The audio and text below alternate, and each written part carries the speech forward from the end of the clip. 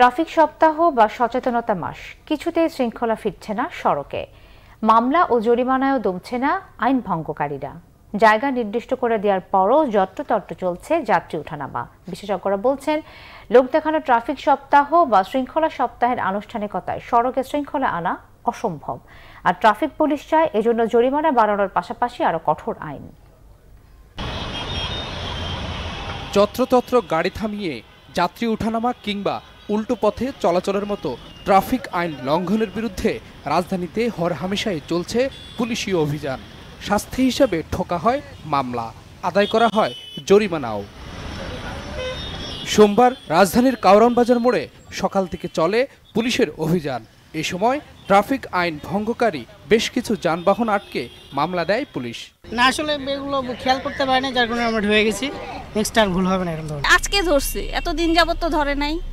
আমি তো 3 বছর যাবত এই দিক দিয়ে আসতেছি যাচ্ছি। ওই আমি যেভাবে আসার কথা সেভাবে না, আসে উল্টা দিকে আসি। এই দিক দিয়ে মোড় নিতে গেছি, সেটা ভুল হয়েছে। আমি সামনের দিকে সচেতন হয়ে চলার চেষ্টা করব।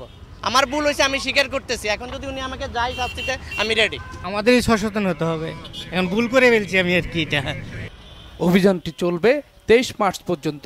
বিশেষজ্ঞদের অভিযোগ, শৃঙ্খলা ফেরানোর চেয়ে পকেট হাতানোই মুখ্য হয়ে উঠছে এই ধরনের অভিযানে।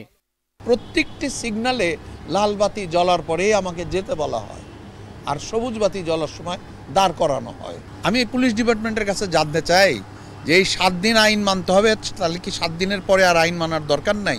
এই 7 দিন আমার ভাঙাচোরা গাড়ি লুকায় রাখলেই চলবে, ফিটনেস ছাড়া গাড়ি লুকায় রাখলেই চলবে এবং 7 দিন পরে আবার রাস্তায় নামানো যাবে?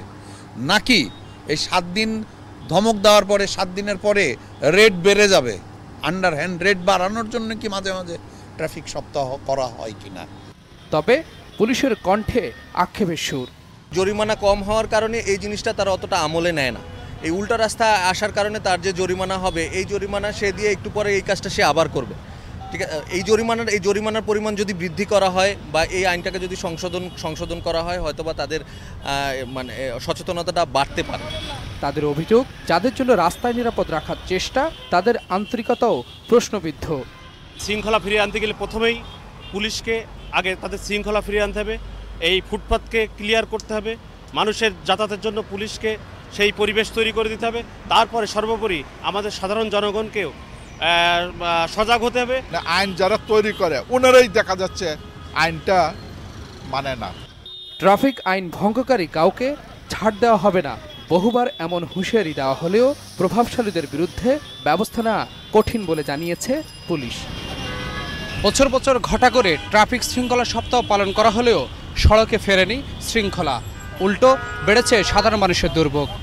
বিশেষজ্ঞরা বলছেন, জরিমানা বা মামলা করে সড়কে শৃঙ্খলা ফেরানো সম্ভব নয়, দরকার সম্মিলিত উদ্যোগ। S M Foyez, Banglavision, Dhaka.